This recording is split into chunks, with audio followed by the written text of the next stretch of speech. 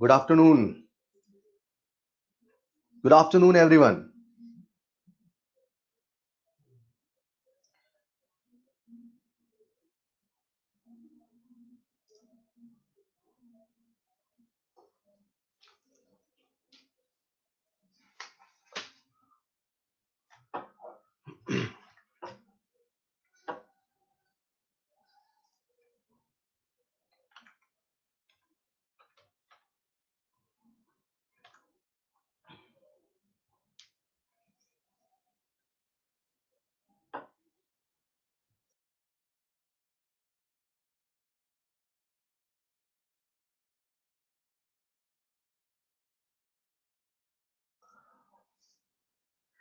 Hello, everyone. Good afternoon. All right. कुछ बच्चे message कर रहे हैं होमवर्क डन. बहुत अच्छे बेटा. आज आपको और बहुत सारा होमवर्क मिलेगा. बट उसके पहले आज है अपना मोल कंसेप्ट का लेक्चर नंबर 3. ऑलराइट. और आज हम कुछ बहुत बेहतरीन सीखने वाले हैं. एक नया थॉट सीखेंगे. कुछ नए टाइप के न्यूमेरिकल प्रॉब्लम सीखेंगे. पर उसके पहले क्लास स्टार्ट करने के पहले क्या आप सबको मेरी आवाज क्लियर आ रही है? क्या आप सबको मेरी आवाज क्लियर आ रही है? ऑलराइट. क्या वीडियो क्लियर आ रहा है? क्या आप सबको वीडियो क्लियर आ रहा है? ऑलराइट. क्या आप सबको ये प्रेजेंटेशन जो मैंने स्क्रीन शेयर किया हुआ है ये भी दिख रहा है? परफेक्ट. ठीक है. तो माइक, वीडियो, प्रेजेंटेशन तीनों चेक. ठीक है. चलिए स्टार्ट करते हैं. आज की क्लास स्टार्ट करने के पहले कुछ बातें मैं आपसे शेयर कर लूं, फिर अपन आगे बढ़ते हैं. ठीक है. अभी क्लास स्टार्ट होने के पहले मैं कुछ बेसिक बातें आपसे डिस्कस करना चाह रहा हूं.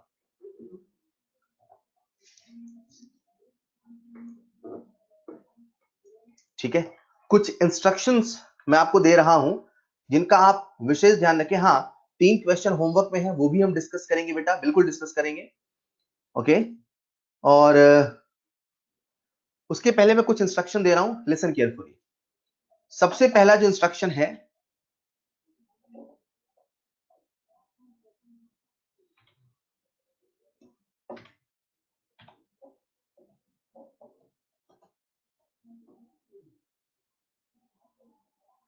एक मिनट, कुछ टेक्निकल प्रॉब्लम आ रही है, उनको बुलाइएगा.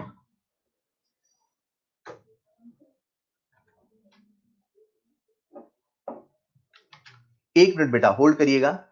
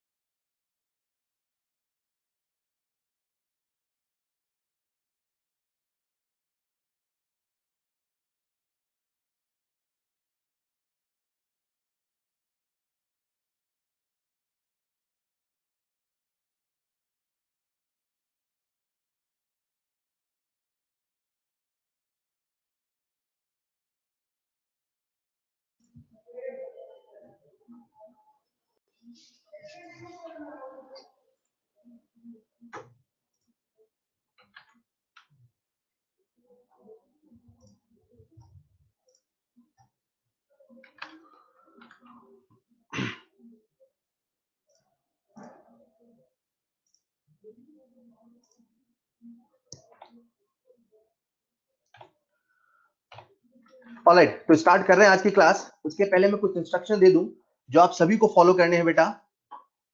ठीक है. और कोशिश करें इनको फॉलो करते हुए भी आप साल भर पढ़ाई करें. सबसे पहला जो इंस्ट्रक्शन है वो रिलेटेड है, आप जब आप लाइव क्लास में पढ़े तो कैसे पढ़े. जब मैं किसी भी प्रॉब्लम को डिस्कस कर रहा हूं, ठीक है, तो आप सबसे रिक्वेस्ट है, आप किसी भी प्रकार का मैसेज चैट बॉक्स में टाइप नहीं करें. आपका ध्यान होना चाहिए पूरी तरीके से मैं क्या एक्सप्लेन कर रहा हूं वो सुनने में. ठीक है. ठीक है क्या. जब आपसे पूछा जाए केवल तभी आपको जवाब देना है, केवल तभी आपको लिखना है, अदरवाइज आपको नहीं टाइप करना है. अदरवाइज आप फोकस नहीं होंगे और ढंग से समझ नहीं पाएंगे. क्लियर. Rule number 2, homework. ठीक है. आपको मैं जितना होमवर्क दे रहा हूं, जहां होमवर्क दे रहा हूं, जितना कहा जाए उतना ही करना है.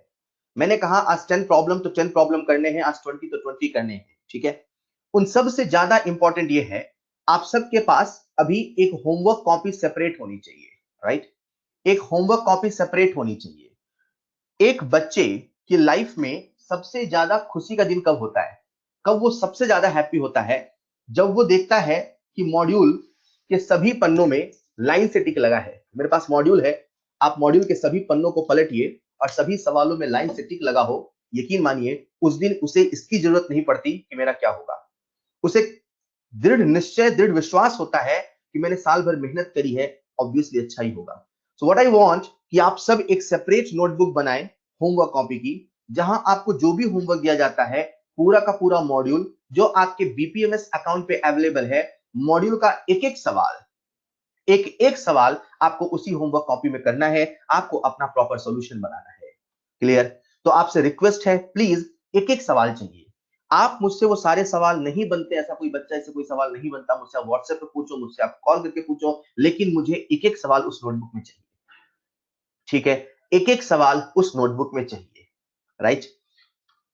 तीसरी बात, क्योंकि ये जो चैप्टर है बेसिकली न्यूमेरिकल ओरिएंटेड है ना? हर चैप्टर का अपना एक नेचर होता है। जिनको बुक नहीं मिली है, बेटा आपके बीपीएमएस अकाउंट पे आपको सारा पीडीएफ मिल जाएगा मॉड्यूल का, जहां से मैं होमवर्क दे रहा हूं। ठीक है? और पहले अपने को मॉड्यूल ही सॉल्व करना है, राइट?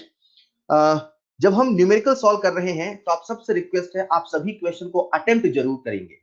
सिखाना कैसे है, सोचना कैसे, वो मेरा काम है, आपको बस अटेम्प्ट करना है। ठीक है? तो आइए शुरू करते हैं आज की क्लास। सबसे पहले मुझे बताइएगा, क्या हम लास्ट क्लास में ये प्रॉब्लम डिस्कस कर रहे थे? क्या लास्ट क्लास में हम ये प्रॉब्लम डिस्कस कर रहे थे?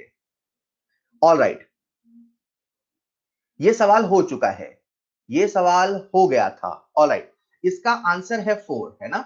इसका आंसर है 4। ये सवाल अपन ने डिस्कस कर लिया था। यस और नो बेटा? फाइन। तो इसके बाद है अपने सामने नेक्स्ट प्रॉब्लम। ये सवाल हो गया था कि करना था डिस्कस? ओके, ये भी डिस्कस हो गया था, कंफर्म? इसका आंसर है 11.2 लीटर। क्या किसी बच्चे को इस सवाल में कर लेते हैं, इसे डिस्कस कर लेते हैं। चलिए सभी लोग, अब मैं एक्सप्लेन कर रहा हूं, अब मैसेज टाइप करना बंद करें, सब लोग ध्यान से सुनेंगे बेटा। Vapour density of a gas is 11.2। एक गैस का वेपर डेंसिटी गिवन है, ठीक है? और हमसे पूछा है the volume occupied by 11.2 gram of this gas at STPs. हमसे वॉल्यूम पूछा है 11.2 ग्राम का, राइट? बहुत सारे तरीके हैं, लेकिन देखो अपन कैसे सोच रहे हैं, जरा वो सुनिएगा। ये ओरली है, लेकिन मैं आपके लिए यहां पे लिख रहा हूं। वेपर डेंसिटी का फॉर्मूला होता है मॉलिक्यूलर वेट अपॉन 2। इसकी जो वेपर डेंसिटी है वो है 11.2। तो आप यहां से सिंपली इसका फाइंड आउट कर सकते हैं मॉलिक्यूलर वेट, और जो मॉलिक्यूलर वेट आया वो कितना आया? 22.4। मतलब हम समझ गए कि यार इसका जो मॉलिक्यूलर वेट है वो 22.4 है। मतलब अगर इसका 1 मोल लेते हैं, ये सारे थॉट्स मन में है, ठीक है? अगर हम इसका 1 मोल लेते हैं तो उसका वेट 22.4 ग्राम होगा, और उसके द्वारा ऑक्युपाइड वॉल्यूम 22.4 लीटर होगा। लेकिन इस सवाल में ये 22.4 ग्राम नहीं है, ये 11.2 ग्राम है। मतलब जितना उसका मॉलिक्यूलर वेट है उससे आधा वेट है। मतलब ये 1 मोल नहीं, हाफ मोल है। तो जब हाफ मोल है तो हाफ मोल का भी जो वॉल्यूम ऑक्युपाइड है वो कितना होगा? 11.2 लीटर। एक मोल का 22.4 लीटर, हाफ मोल का 11.2 लीटर। ठीक है? ये था अपना दूसरा सवाल। नेक्स्ट सवाल है, शायद इस सवाल को अपन ने नहीं किया था। कुछ बच्चे कह रहे हैं सर होमवर्क में कुछ क्वेश्चन दिया था। ऑलराइट, हमने कुछ होमवर्क में सवाल दिया था, फाइन, मैं उसे डिस्कस कर रहा हूं, मैं। उसके पहले आप सब इस सवाल को सॉल्व करेंगे। चलिए, न्यूमेरिकल का खेला शुरू हो चुका है। आप सबके पास नोटबुक और कॉपी होनी चाहिए, आप सबको सवाल अटेम्प्ट करना है। देखते हैं सबसे पहले सही जवाब कौन देता है। Calculate volume of 1 molecule of H2O liquid. Calculate volume of 1 molecule of H2। यार किसी बच्चे ने आंसर लिखा है 18 ml। बेटा सोचिए, एक मॉलिक्यूल 18 ml का होता तो पानी पीना कितना मुश्किल होता। एक मॉलिक्यूल 18 ml का होता, इमेजिन करो, यहां पानी भरा, ये 18 ml का एक मॉलिक्यूल होता, तो शायद अपन उससे निकल ही नहीं पाते।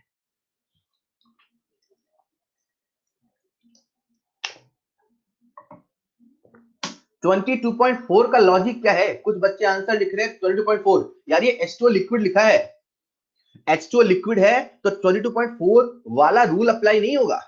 दुनिया में किसी भी सब्सटेंस के एक मोल का वॉल्यूम 22.4 लीटर होता है। ये तब तक सच होता है जब तक वो गैसियस सब्सटेंस होता है और कंडीशन एसटीपी की होती है। चलिए, समय समाप्त। बहुत सारे बच्चों ने आंसर दिया है, कुछ बच्चों ने गलत दिया है। सबका ध्यान स्क्रीन पे। Calculate volume of one molecule of H2O liquid. Calculate volume of one molecule of H2O liquid. Alright, मैंने क्या सोचा यार, अपने से एक मॉलिक्यूल का वॉल्यूम पूछा है, एक मॉलिक्यूल का। हमें पता क्या है, वाटर की डेंसिटी होती है 1 ग्राम पर ml। कहने का मतलब है कि वाटर का मॉलिक्यूलर वेट है 18। इसका मतलब यह है 18 ग्राम का जो वॉल्यूम होगा वो होगा 18 ml। क्या आप सोच पा रहे हैं मेरे साथ? हम एक मॉलिक्यूल का वॉल्यूम निकालना चाहते हैं तो अपन इससे रिलेट कर रहे हैं जो हम जानते हैं। हम जानते हैं कि वाटर का मॉलिक्यूलर वेट होता है 18 ग्राम का मतलब है 18 ml, क्योंकि वाटर की डेंसिटी होती है 1 ग्राम पर ml। तो अपन ने पता कर लिया कि 18 ग्राम का यानी कि 1 मोल का जो वॉल्यूम है वो है 18 ml। So I can say Na water molecules. Na क्यों? अरे Na ही तो 1 मोल होता है। Na वाटर मॉलिक्यूल्स का जो वॉल्यूम है वो है 18 ml। सवाल हमसे Na वाटर मॉलिक्यूल का वॉल्यूम नहीं पूछा है, सवाल हमसे एक मॉलिक्यूल का पूछा है। तो मैं कहूंगा एक मॉलिक्यूल का वॉल्यूम होगा 18 upon Na ml। Got it? अगला सवाल आपके सामने, आपकी स्क्रीन पर।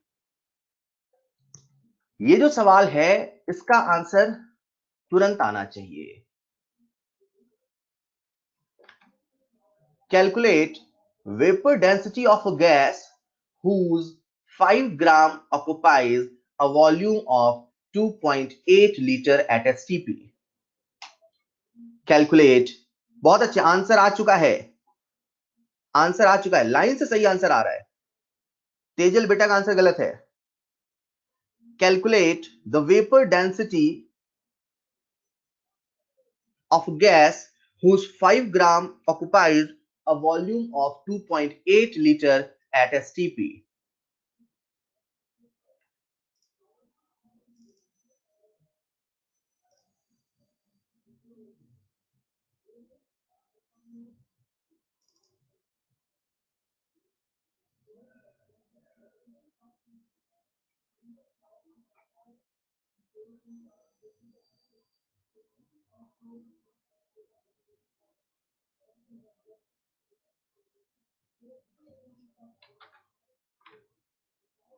बहुत अच्छे, सबका आंसर आ चुका है। मैं इस सवाल को डिस्कस कर रहा हूं, मैं इस सवाल को डिस्कस कर रहा हूं, देखिएगा कैसे करेंगे। सबका आंसर आ चुका है, बहुत अच्छे। देखिए यार, अपन कैसे सोच रहे हैं। मैंने आपसे कहा था याद करो 22, मैं फॉर्मूला भी लगा सकता हूं, लेकिन मैं यहां से एक थॉट प्रोसेस डेवलप करना चाह रहा हूं ताकि आप धीरे धीरे धीरे इस थॉट में ढले। ठीक है, ऑब्वियसली मैं इस सवाल को सिंपल फॉर्मूला लगा के भी कर सकता हूं। कैसे? Number of moles equal to 2.8 upon 22.4। यहां से नंबर ऑफ मोल्स आ जाएंगे, यहां से नंबर ऑफ मोल्स आ जाएंगे, आ जाएंगे क्या? नंबर ऑफ मोल्स आ जाएंगे। लेकिन मैं चाहता हूं इसको आप ऐसे ना सोचो, इसको आप ऐसे सोचो। कैसे? जरा सुनिएगा ध्यान से। आपको मैंने ये तो कल याद कराया था कि 22.4, सुनिएगा सब लोग ध्यान से, 22.4 का मतलब है 1 मोल। 22.4 का आधा 11.2, मतलब ये भी होगा आधा, हाफ मोल। ये बिल्कुल याद होना चाहिए, रटा होना चाहिए। 11.2 का आधा 5.6 यानी कि 1/4 मोल। 5.6 का आधा 2.8 यानी कि 1/8 मोल। तो ये बात तो पक्की है कि जो 2.8 लीटर है, जो 2.8 लीटर है, ये जो 5 ग्राम है, ये 1/8 है। क्लियर? हम वेपर डेंसिटी पता करना चाहते हैं तो अपने को वेपर डेंसिटी का तुरंत फॉर्मूला याद आता है, मॉलिक्यूलर वेट अपॉन 2। काश मॉलिक्यूलर वेट पता चल जाता, वेपर डेंसिटी तुरंत आ जाता। तो मॉलिक्यूलर वेट पता कैसे करें? काश हमें 22.4 लीटर का वेट पता होता, काश हमें 22.4 लीटर का वेट पता होता, वही तो मॉलिक्यूलर वेट होता। तो बेटा 2.8 लीटर है 5 ग्राम, तो 2.8 को मल्टीप्लाई कर दे 8 से, इधर भी मल्टीप्लाई कर दे 8 से, तो कितना होगा 22.4 लीटर, यानी कि कितना ग्राम 40 ग्राम, यानी कि 22.4 लीटर का वेट कितना है 40 ग्राम। तो 40 ग्राम क्या होगा मॉलिक्यूलर वेट। सवाल क्या हमसे पूछा है मॉलिक्यूलर वेट? नहीं, सवाल हमसे क्या पूछा है वेपर डेंसिटी। तो वेपर डेंसिटी क्या मॉलिक्यूलर वेट अपॉन 2 मतलब 40 अपॉन 2 मतलब 20। जिन बच्चों को नहीं समझ में आया उनको मैंने दूसरे फॉर्मूले वाले तरीके से बताया, जरा सब लोग सुनिएगा। ये तो सोच का एक तरीका था, जिनको क्लिक कर गया बहुत अच्छी बात, ऐसे मैं बताते चलूंगा क्लिक करेगा। अब इसी सवाल को मैं दूसरे तरीके से कर रहा हूं, ठीक है, सब लोग देखिएगा। मुझे वॉल्यूम पता है, मैं दूसरे तरीके से कर रहा हूं। Number of moles equal to 2.8 upon 22.4, divide तो कर लोगे ना, नंबर ऑफ मोल आ गया 1/8, 5 ग्राम है। क्लियर? तो मतलब 2.8 लीटर जो है ये 1/8 मोल है, मतलब 5 ग्राम जो है ये 1/8 मोल है। क्लियर? 1/8 मोल इज 5 ग्राम, तो 1 मोल इज हाउ मच ग्राम 40 ग्राम। 1 मोल का जो वेट होगा भैया यही तो होगा मॉलिक्यूलर वेट। सवाल हमसे नहीं पूछा है मॉलिक्यूलर वेट, सवाल हमसे पूछा है vapour density which is molecular weight upon 2, बोले तो 40 अपॉन 2 बोले तो 20। अभी समझ में आ गया ना? मैंने सवाल को फॉर्मूले से भी करके बताया, मैंने आपको यह भी कहा कि बेटा ये सोच के चलो कि 2.8 मतलब 1/8 मोल है, ये नंबर आपको याद होना चाहिए। ऑल राइट, अगला सवाल आपके सामने स्क्रीन पर।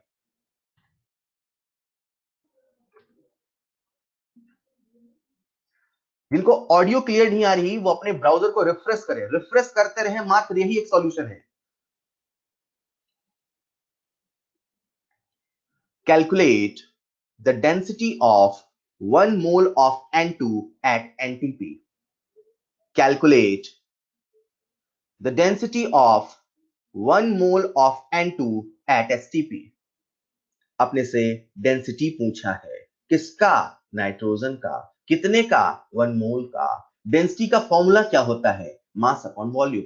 तो 1 मोल का मास पता करो, 1 मोल का वॉल्यूम पता करो, दोनों को डिवाइड कर दो, डेंसिटी आ जाएगा।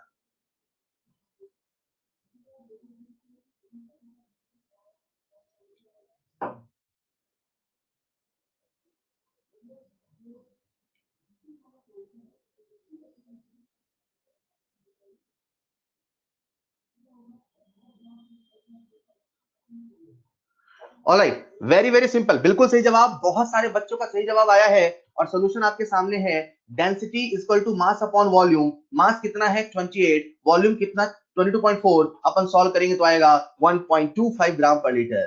क्या किसी बच्चे को डाउट है इस सवाल में? हमें डेंसिटी निकालना था और डेंसिटी का मतलब है मास अपॉन वॉल्यूम, मास अपॉन वॉल्यूम किया, डेंसिटी आ गया, सो सिंपल। बहुत बढ़िया, देखते हैं अगले सवाल का जवाब सबसे पहले सही कौन देता है। क्या आप तैयार हैं अगले सवाल के लिए? अगले सवाल के लिए आपकी स्क्रीन पर सबसे पहले सबसे सही, calculate the number of moles of H2SO4 that contains 0.08 moles of oxygen atom. Calculate the number of moles of H2SO4। बहुत बढ़िया, ज्योति ने जल्दबाजी में गलत आंसर दे दिया, एक डेसिमल इधर उधर शिफ्ट हो गया है। सबसे पहला सही आंसर है अदिति, अदिति गुप्ता का। बहुत अच्छे, सही देना और सबसे पहले आंसर देना ये अपने आप में बड़ी बात है। Calculate the number of moles of H2SO4 that contains 0.08 moles of oxygen atom.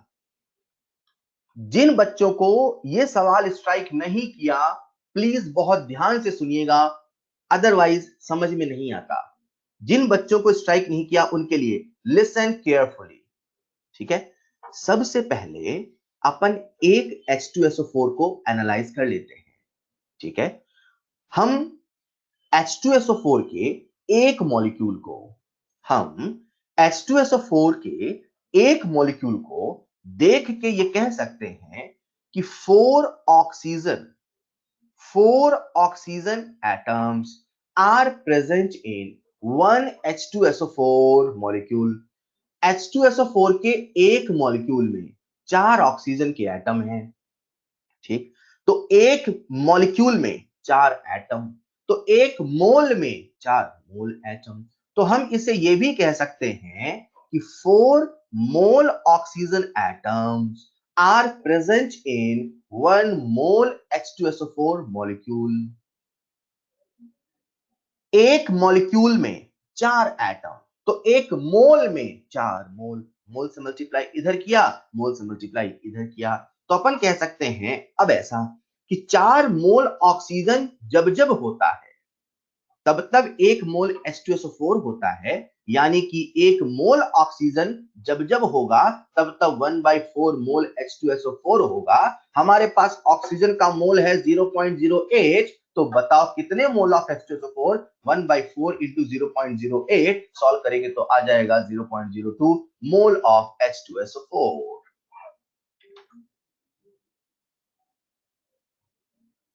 0.02 moles of H2SO4। Yes or no? बहुत अच्छे। कितने बच्चों से सवाल बन गया था? हाथ खड़े करें। कितने लोगों से सवाल बन गया था?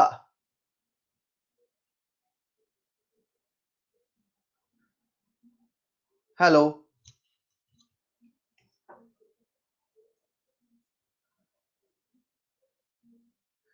कितने लोगों से सवाल नहीं बना था? वो लोग हाथ खड़े करें। कितने लोगों से सवाल नहीं बना था? कितने लोगों से ये सवाल नहीं बना था? All right. एक दो बच्चे कह रहे हैं सर फिर से रिपीट करें। मैं एक बार इसे फिर से रिपीट कहता हूं, बेटा जरा सुनिएगा, प्लीज लिसन केयरफुली। अब टाइप नहीं करें। Calculate the number of moles of H2SO4 that contains 0.08 mole of oxygen atom। सवाल हमसे कह रहा है कि सोचो कितने H2SO4 के मोल होंगे जिसमें ऑक्सीजन के 0.08 मोल हो। ये कुछ ऐसा सवाल है कि मैं आपसे ऐसे कहता, मेरे पास ऑक्सीजन के 4 एटम हैं, ऑक्सीजन के 4 एटम हैं, तो सोचो H2SO4 के कितने मॉलिक्यूल होंगे? आप बोलोगे एक। मैं आपसे कहता ऑक्सीजन के 4 एटम हैं, ऑक्सीजन के 4 एटम हैं, तो सोचो H2SO4 कितने होते? आप कहते एक।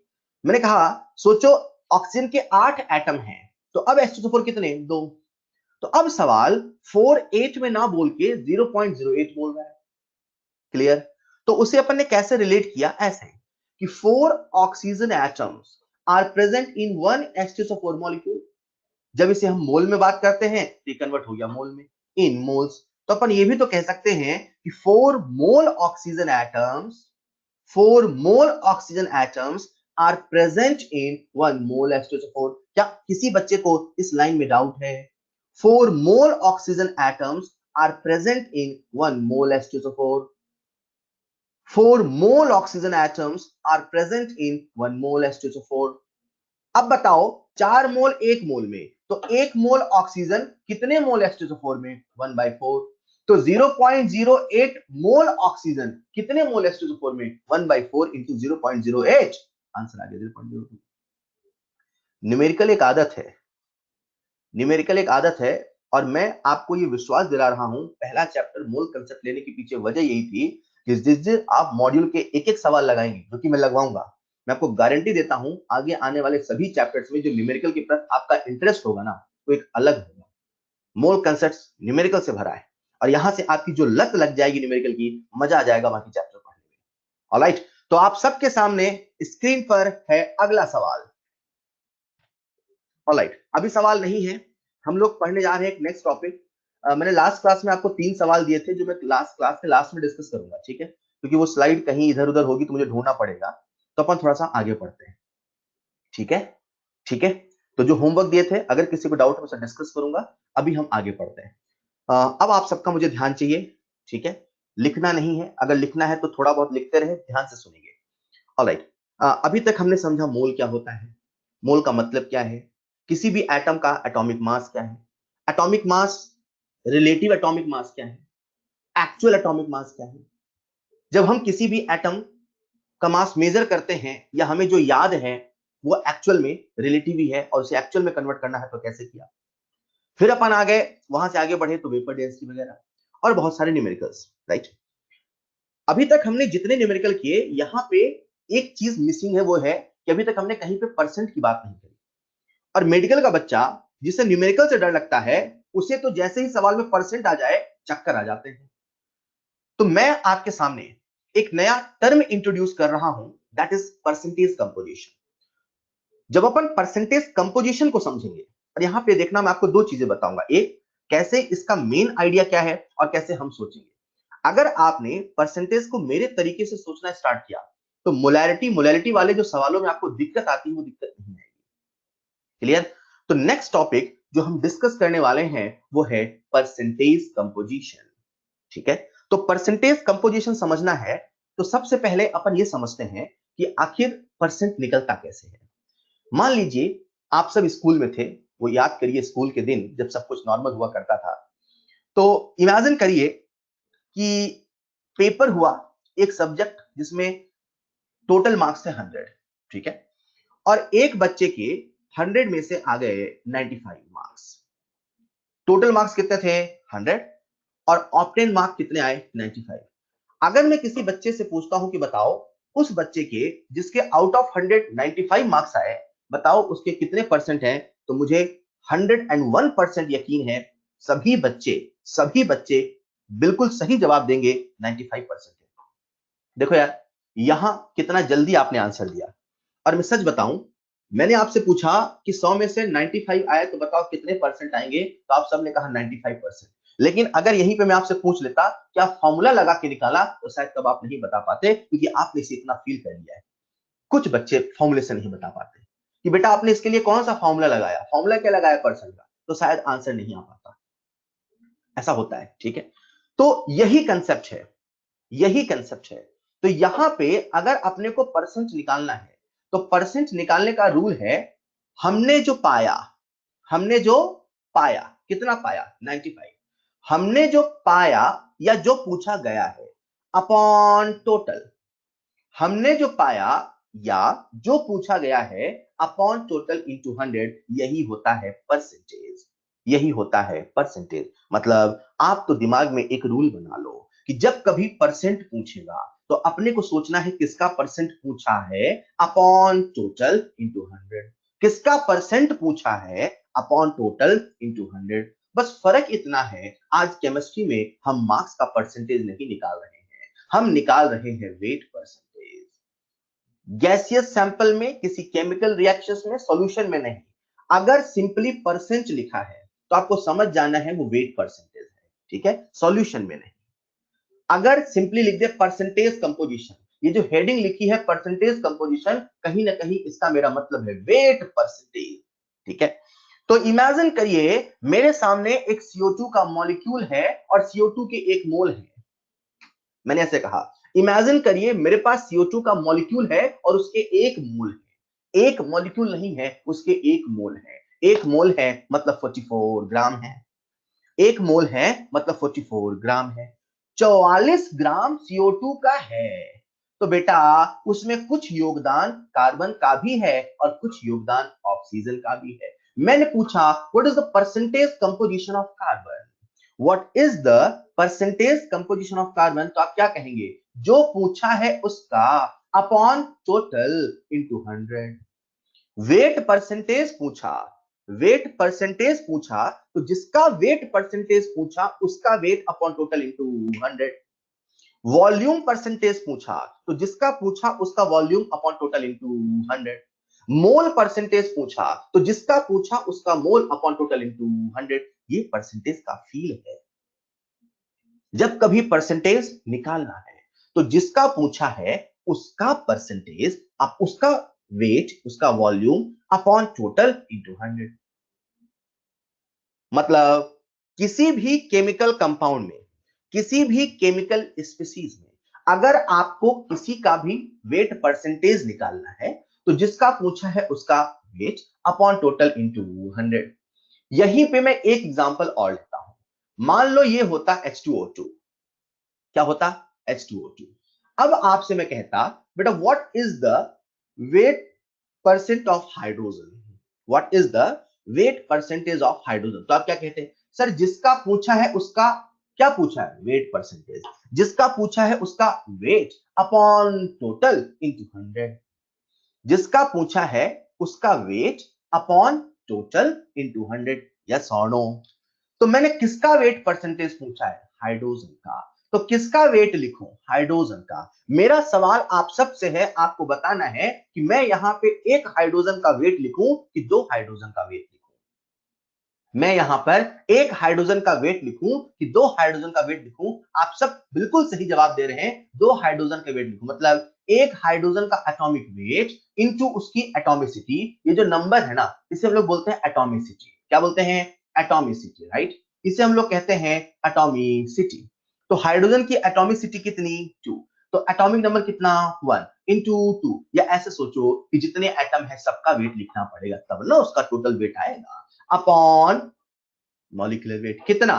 34 इंटू 100। अगेन आज भी रूल वही है, जब कभी किसी का वेट परसेंटेज पूछा है, जब कभी किसी का वॉल्यूम परसेंटेज पूछा है, जब कभी किसी का कुछ भी परसेंटेज पूछा है, तो जिसका पूछा है उसका अपॉन टोटल इंटू 100। ये फील आया? ठीक है सर, ऐसे करके हम लोग वेट परसेंटेज निकालेंगे। मैं आपको ये फॉर्मूला नहीं बता रहा हूं, मैं आपसे कह रहा हूं कितना बेसिक है, ये उतना ही बेसिक है जितना कि आप मार्क्स का परसेंटेज निकालते थे। तो अपन अगर इसको एक फॉर्मूले की शक्ल दें तो हमारे सामने एक फॉर्मूला आ जाएगा, हमारे सामने एक फॉर्मूला आ जाएगा। ठीक है, अगर अपन चाहें यहां पे एक फॉर्मूला बना लें तो फॉर्मूला क्या बन जाएगा? फॉर्मूला बन जाएगा percentage composition is equal to, percentage composition is equal to atomic weight into atomicity, atomic weight into atomicity upon molecular weight into 100। सही है क्या? ये जो फॉर्मूला हमने बनाया, इस फॉर्मूले को इसी बेसिक कॉमन सेंस तो बनाया। H2O2 का एटॉमिक वेट हाइड्रोजन निकालना था तो 1 into atomicity 2 upon molecular weight into 100। ये बन गया अपने पास फॉर्मूला परसेंटेज कंपोजिशन निकालने का। ये बन गया फॉर्मूला परसेंटेज कंपोजिशन निकालने का। आप सब जहां बैठे हैं वहीं पे एक बार जोर जोर से बोलेंगे, percentage composition is equal to atomic weight into atomicity upon molecular weight into 100। एक बार फिर से रिपीट करेंगे, बोलेंगे तेज तेज से, percentage composition is equal to atomic weight into atomicity upon molecular weight into 100। Clear? Formula बना लिया, क्योंकि आपको फॉर्मूला भी पता होना चाहिए और हमें कैसे सोचना है वो भी बताने वाला हूं मैं। ठीक है, तो समझने के लिए अपन आते हैं, तो अपने सामने फॉर्मूला आ चुका है, जिसको कॉपी में लिखना हो लिख ले। Percentage composition is equal to atomic weight into atomicity upon molecular weight into 100।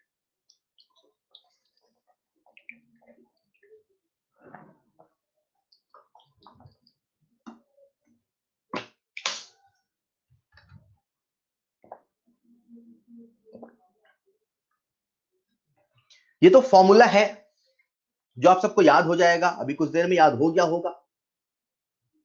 किस प्रकार से बेसिक परसेंटेज से हमने परसेंटेज कंपोजिशन निकाला। अब मैं और क्या बताना चाहता हूं, उसके लिए अपन कुछ एक सवाल करते हैं। सबसे पहला बिल्कुल बेसिक सवाल जिसका आंसर आप सब दे सकते हैं, थोड़ा सा कैलकुलेटिव है, इतना कैलकुलेशन आपको आना चाहिए।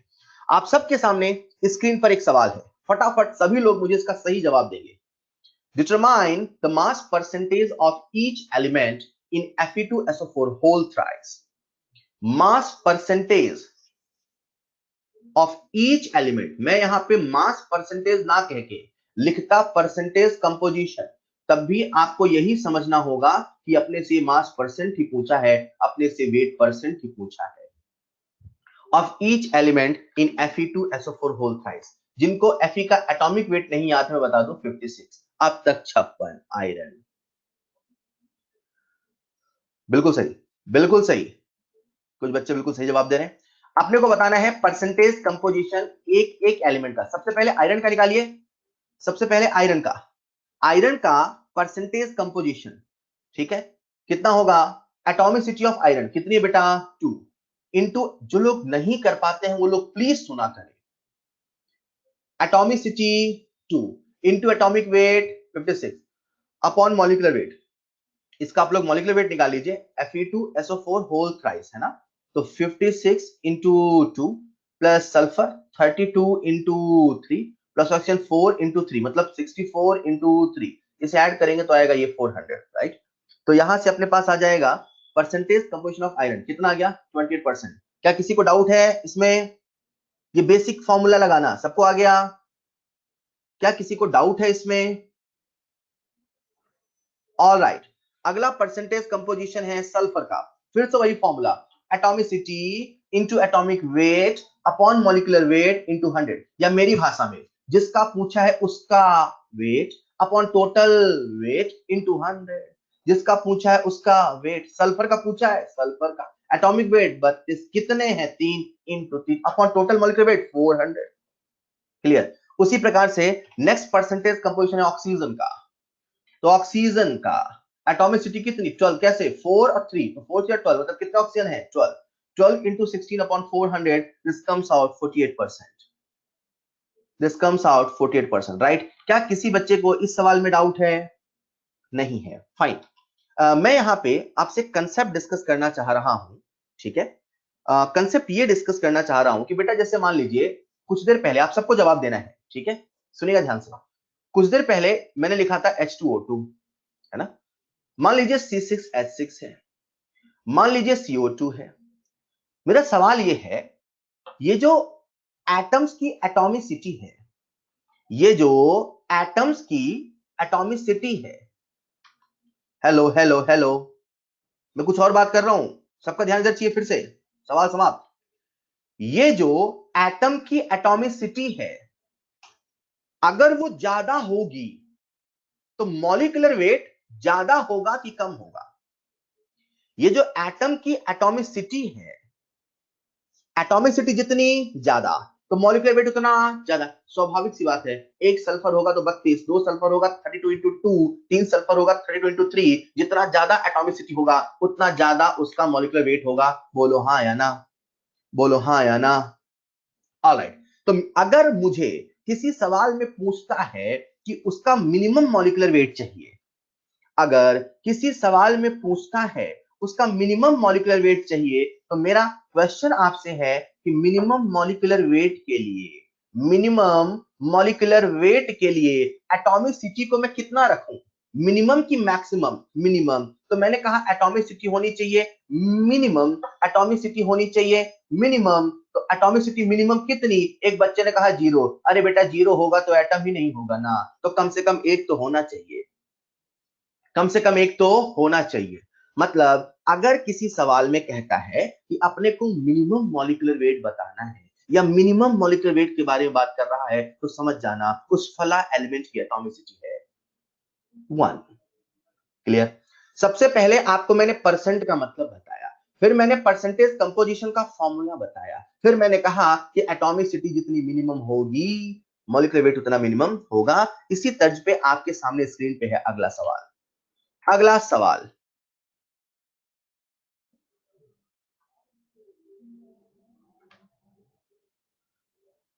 a metal M,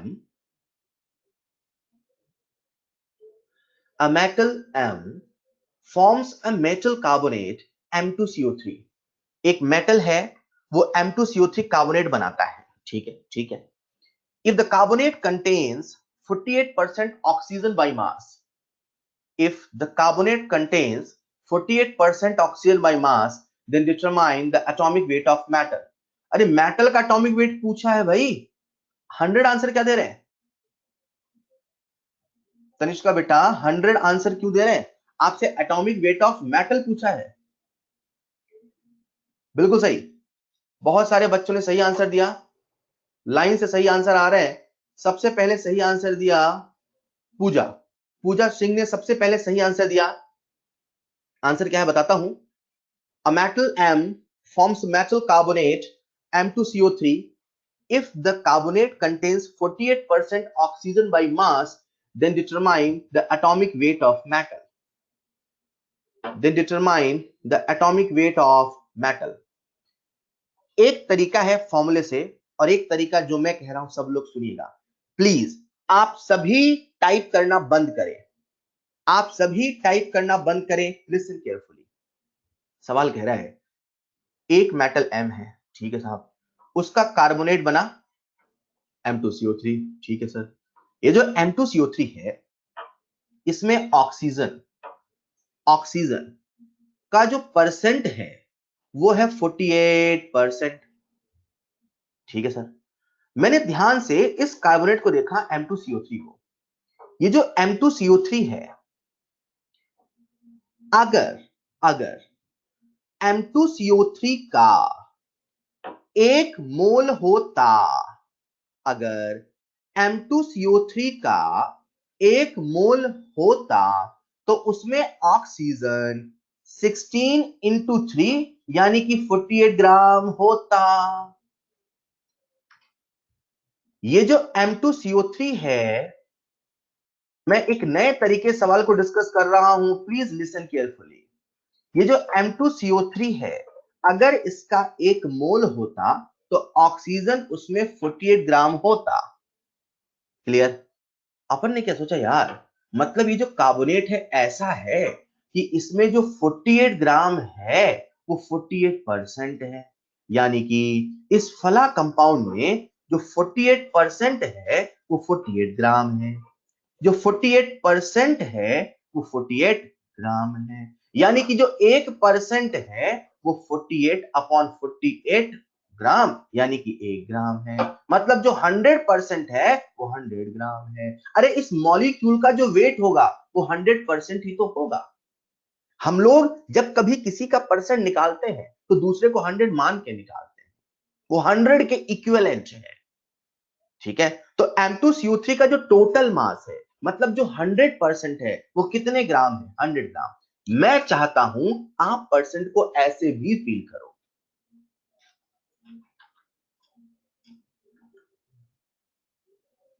M2CO3 का 1 मोल यानी कि 48 ग्राम ऑक्सीजन दिख रहा है। तो अपन क्या सोच रहे हैं यार, ये ऐसा कंपाउंड है जिसमें ऑक्सीजन का जो भी वेट है, कितना वेट है? 48 ग्राम। तो ये 48 ग्राम किसके बराबर है? 48% के। तो 48 ग्राम ये मैं ओरली कर सकता हूं, 48 ग्राम 48% या 48% 48 ग्राम यानी कि 1% 1 ग्राम यानी कि 100% 100 ग्राम। मतलब ये जो M2CO3 है, ये जो M2CO3 है, इसका जो मॉलिक्यूलर वेट है वो कितना हुआ? 100। सही है क्या? अब मुझे निकालना है M का एटॉमिक वेट, तो M का मान लेते हैं M, तो 2M plus 12 plus 48 equal to 100। यहां से M की वैल्यू कितनी आ गई? 20। क्लियर? क्लियर? अब चाहे तो आप इसे ऐसे करो, चाहे तो फॉर्मूले से करो। सही बताऊं, ये सवाल मैंने सबसे पहला सिंपल सवाल दिया, तो बच्चा कहता सर मैं तो फॉर्मूले से करूंगा, करूंगी। यार इस नए परसेंटेज को सोचना स्टार्ट करिए, आपको आगे बहुत हेल्प होगी।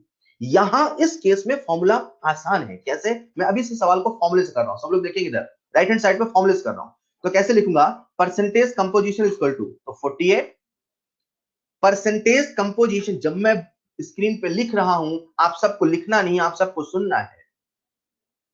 Percentage composition is equal to 48 is equal to oxygen है तो 3 atomicity into atomic weight upon molecular weight into 100। तो बच्चा कहता है सर सिंपल आ गया, molecular weight is equal to 100। इतना आप क्यों कर रहे हैं? अरे इतना नहीं कर रहे हैं, यहां से आपको मैं सोचने का एक तरीका बता रहा हूं। क्लियर क्या? परसेंट को अपन ऐसे भी सोच सकते हैं। आई होप क्लियर हुआ।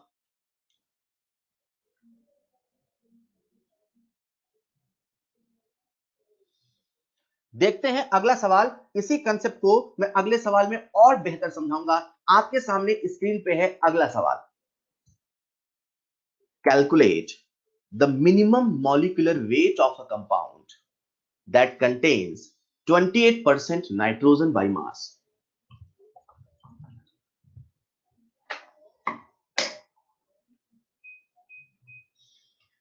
कैलकुलेट द मिनिमम ऋतु बेटा ने बिल्कुल सही आंसर दिया सबसे पहले। Calculate the minimum molecular weight of a compound that contains 28% nitrogen by mass. Calculate the minimum molecular weight of a compound that contains 28% nitrogen by mass. मैं हर सवाल में एक टाइम देता हूं, आप सवाल को उसी टाइम में अटेम्प्ट करें। अगर सवाल आपसे नहीं बनता या आंसर गलत आता है या कुछ होता है, जब मैं एक्सप्लेन करना स्टार्ट कर दूं तो प्लीज आप सवाल को सॉल्व नहीं किया करिए। ये सिंक्रोनाइजेशन है, इस तरीके से आप ढल जाइए। और खास करके वो लोग जो लोग नहीं सवाल कर पाते उनको ध्यान से सुनना है। मैं देख रहा हूं लाइन से बहुत सारे बच्चों का सही आंसर है 5000। बेटा कैलकुलेशन एरर है, ढंग से करिए। कैलकुलेशन एरर ही नेगेटिव मार्किंग कराती है। जिनका ऑडियो वीडियो नहीं आ रहा वो प्लीज अपने ब्राउजर को रिफ्रेश करें। ऑलराइट, चलिए इस सवाल को अपन करते हैं। सबसे पहले अपन करते हैं फॉर्मूले से। सबका ध्यान चाहिए, फिर से ध्यान चाहिए, लिखना बंद करें, अभी बहुत सवाल है। ओके, मिनिमम मॉलिक्यूलर वेट है, मिनिमम मॉलिक्यूलर वेट है, पक्का एटॉमिसिटी 1 रखना है। तो दिमाग में एक चीज तो आ गई कि भैया इस सवाल का एटॉमिसिटी अपने को रखना है 1। परसेंटेज कंपोजिशन गिवन है, तो percentage composition is equal to atomicity into atomic weight upon molecular weight into 100। So 28 is equal to 1 into 14 upon molecular weight ही तो पता करना है इंटू 100। क्लियर है क्या? तो यहां से आपके सामने मॉलिक्यूलर वेट आ जाएगा 50। बच्चा ऐसे में तुरंत आंसर निकालता है, लेकिन मैं नहीं चाहता हूं आप ऐसे सोचो, क्योंकि आप एक थॉट प्रोसेस डेवलप करो, मैं ये चाहता हूं। देखो अपन कैसे सोचेंगे, जरा सुनिएगा। आप सबका ध्यान चाहिए, हेलो, आप सबका ध्यान चाहिए। देखो अपन कैसे सोचे दूसरे तरीके से। ये पहला तरीका फॉर्मूला का बिल्कुल सही आंसर आ गया। अब दूसरे तरीके से, यार ये मिनिमम मॉलिक्यूलर वेट पूछा है, मतलब नाइट्रोजन तो 1 है, मतलब अगर 1 मोल है तो कम से कम 14 ग्राम है। अच्छा, मतलब ये ऐसा कंपाउंड है जिसमें 28% 14 ग्राम के बराबर है। ये ऐसा कंपाउंड है जिसमें 28% 14 ग्राम। अब ये फील आ रहा है ना, 28% 14 ग्राम के बराबर, ही समझ में आ रहा है क्या? 28% 14 ग्राम के बराबर है। All right, all right. ये वही वाली बात है कि मैंने कहा एक बच्चे के आए 50%, एक बच्चे के आए 50%, तो कितने नंबर आए? आप बोलोगे 50। आप पूछोगे सर टोटल नंबर बताओ। एक बच्चे के आए 50%, तो डिपेंड करता है ना कितने में से 50% है यार। 100 है तब तो 50 नंबर है, 200 है तो वो 100 नंबर हो गया। वही वाली बात है। वो जो भी कंपाउंड है, जैसा भी कंपाउंड है, उसका जो 28% है वो 14 ग्राम के बराबर है। इसका मतलब जो 1% है वो 14/28 ग्राम। इसका मतलब जो 100% है वो 100 इंटू 14/28, यानी कि 50 ग्राम के बराबर है। यानी कि उसका जो मॉलिक्यूलर वेट है वो 50 है। Got it, got it. All right, धीरे धीरे मजा आएगा, बस आपको सोच में ढलना है यार, तब आप न्यूमेरिकली ओरली करोगे। ठीक है, ढलोगे आप, बस कोशिश करते रहे, बाकी सब मुझ पे छोड़ दें। ऑलराइट, अगला सवाल आपके सामने स्क्रीन पर, इसको भी ओरली करें। अगला सवाल आपके सामने स्क्रीन पर। In a blood sample haemoglobin contains 0.56% by mass of iron. मतलब वो जो हेमोग्लोबिन है उसमें आयरन का जो वेट परसेंटेज है वो है 0.56%। ठीक है, then calculate minimum molecular mass of haemoglobin if atomic mass of iron is 56 MU। Then calculate minimum molecular mass of hemoglobin if atomic mass of iron is 56 MU। शानदार जवाब, बहुत अच्छे, बहुत अच्छे। साक्षी बेटा बहुत अच्छे, आप हर बार आंसर सबसे पहले सही दे रहे हैं, मैं देख रहा हूं। एक बच्ची है साक्षी, वो कई बार सबसे पहले सही आंसर दे रही है। तनिष्का वेरी गुड, आप भी कई बार आंसर दे रहे हैं सही।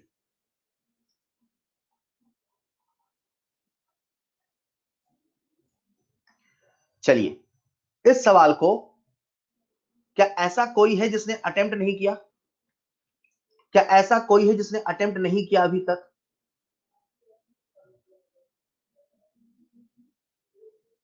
जिनका आंसर 100 आ रहा है उनकी कैलकुलेशन एरर है।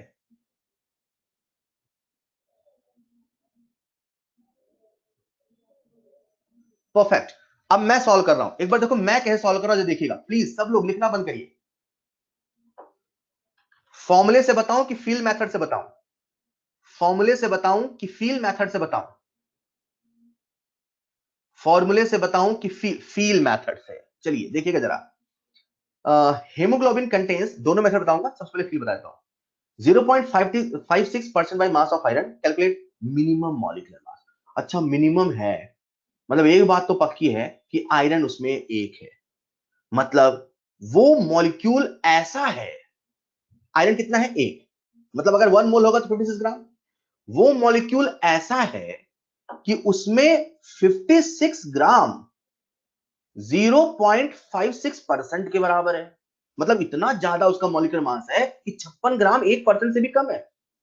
समझ रहे हो? 56 ग्राम 0.56% है, यानी कि अपन ऐसा भी कह सकते हैं 0.56% है 56 ग्राम, तो 1% है 56 अपॉन 0.56 ग्राम, यानी कि 100% कितना बच्चों? 10 की पावर 2 इंटू 100, मतलब आ गया 10 की पावर 4। कौन सा फॉर्मूला लगाया अपन ने? चलिए जिनको फॉर्मूले से करना है फॉर्मूले लगा लेते हैं। Percentage composition is equal to atomicity into atomic weight upon molecular weight into 100। सभी वैल्यूज को पुट करेंगे। 0.56 equal to 1 into 56, molecular weight पूछा है, इंटू 100। सॉल्व करेंगे, m इक्वल 10 पावर 4।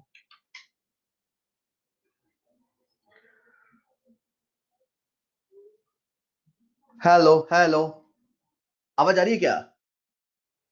अरे यार एमयू तो एटॉमिक वेट है ना बेटा, एमयू एटॉमिक वेट है, वो तो एक एटम का बता रखा है, वो आपको समझना है कि एटॉमिक वेट है तो 1 मोल में कितना होगा।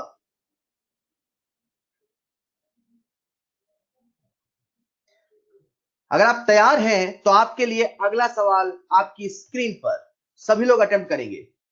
मैं चाहता हूं इस सवाल का आंसर आप सब दें यार, आप सब दें। बेटा किसी भी एटम का, एक बच्चे ने मुझसे डाउट पूछा है, मैं सबसे डिस्कस कर लेता हूं। सर आयरन का एटॉमिक वेट तो एमयू में दे रखा है। अरे वो देने को कुछ भी दे, आपको तो अपना कॉमन सेंस लगाना है। एटम का तो एटॉमिक वेट एमयू में ही होता है, एटम का एटॉमिक वेट तो एमयू में ही होता है, क्योंकि एटॉमिक वेट रिलेटिव ही होता है।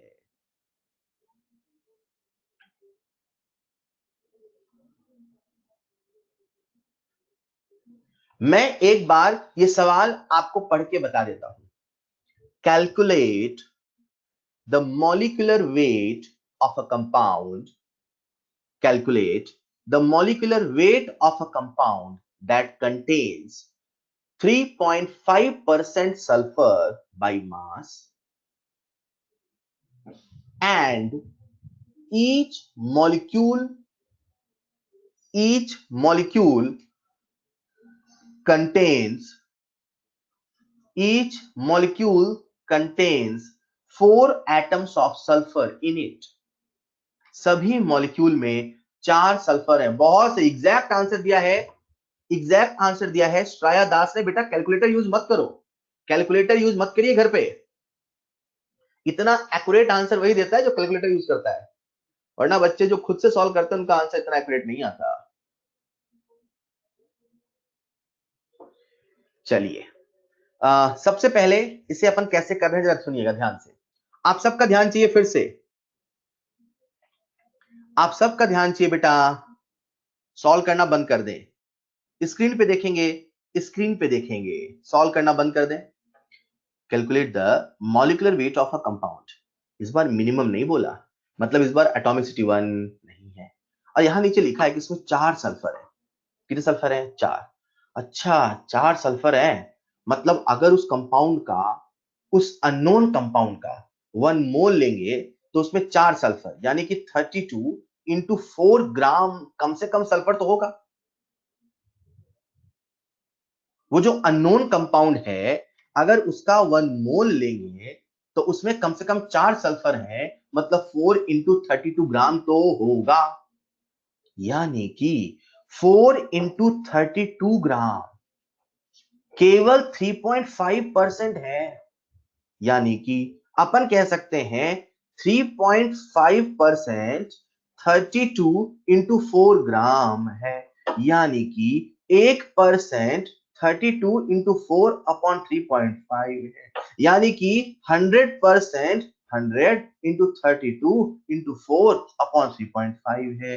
अगर आपको करना है फॉर्मूले से, तो वही परसेंटेज कंपोजिशन का फॉर्मूला लगाएं। परसेंटेज कंपोजिशन सल्फर का 3.5 is equal to atomicity 4 into atomic weight 32 upon molecular weight into 100। Solve करेंगे तो मॉलिक्यूलर वेट आ जाएगा 4 इंटू 32 इंटू 100 अपॉन 3.5। यार दोनों एक्सप्रेशन सेम ही तो बना है, ये वाला एक्सप्रेशन और ये वाला एक्सप्रेशन सेम ही तो बना है। बोलो हाँ या ना। जब इसको सॉल्व करेंगे तो एग्जैक्ट आंसर आता है, सॉरी आंसर यहां पे गलत लिखा हुआ है, एग्जैक्ट आंसर आता है 3657.1 3657.1 3657.1 3650 अप्रोक्सीमेट आंसर है। जो बच्चे कैलकुलेटर से सॉल्व करते हैं उनका आ जाता है 3657.1। तो देख रहा हूं कुछ बच्चों ने सॉल्व किया, कैलकुलेटर यूज नहीं करें घर पे। ओके, थके तो नहीं सवाल करते करते? और सवाल करें क्या? ऑल राइट, बहुत अच्छा जोश है, बहुत अच्छा जोश है। आपके सामने आपकी स्क्रीन पर अगला सवाल,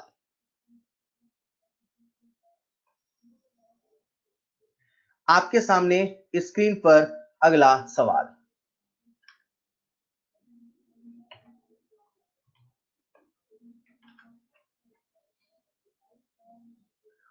थैंक यू बेटा, श्रेया बेटा, अगर आपने सच में सॉल्व किया है तो आपके लिए क्लैप। बिना कैलकुलेटर कितना एग्जैक्ट आंसर दिया, तो रियली। मैं सवाल एक बार पढ़ के बता देता हूं। The molecular weight of compound is 500 AMU. The molecular weight of a compound is 500 AMU if the compound contains 50.4% by mass. If the compound contains 50.4% by mass, then determine the number of carbon atoms in each molecule of compound. Line से सबके सही answer कैसे आ रहे हैं? मुझे लगता है आपने आंसर देख लिया, जैसे मैंने वो स्लाइड नेक्स्ट की थी आपने आंसर देख लिया है। The molecular weight of a compound is 500 AMU if the compound contains 50.4% by mass. If the compound contains 50.4% by mass, then determine the number of carbon atoms in each molecule of compound. Compound का molecular weight दिया है और उसमें कहा है 50.4% carbon है, 50.4% carbon है, तो अपने से कार्बन का एटम पूछा है, अपने से एटॉमिसिटी पूछा है। क्या पूछा है? एटॉमिसिटी। सवाल कुछ ऐसा है कि कंपाउंड का मॉलिक्यूलर वेट दिया है एएमयू में, तो आप उसे कन्वर्ट कर सकते हो ग्राम में, की जरूरत लगे तो। और कार्बन का वेट परसेंटेज दिया है 50.4%, तो 50.4% दिया है और उसका मॉलिक्यूलर वेट दिया है और आपसे नंबर ऑफ कार्बन एटम पूछा है। बिल्कुल सही, लाइन से सब सही आंसर दे रहे हैं, या तो सॉल्व कर रहे हैं या तो मैंने वो नेक्स्ट स्लाइड क्लिक की थी, सबने देख लिया है। लाइन से सही आंसर आ रहा है लिटरली। कुछ बच्चे, एक दो बच्चे आंसर दे रहे हैं 4163।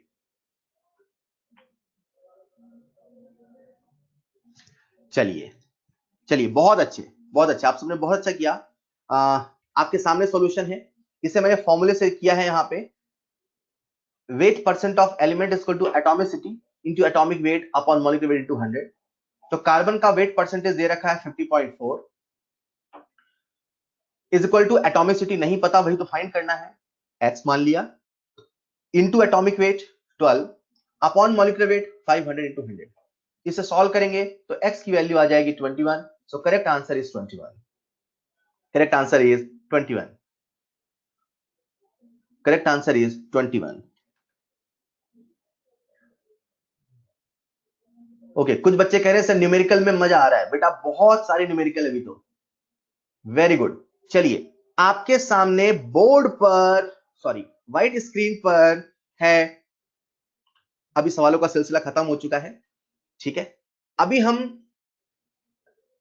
और न्यूमेरिकल करेंगे करेंगे थोड़ा और टॉपिक हो जाए ना, तो न्यूमेरिकल्स को मिक्स करने में मजा आएगा।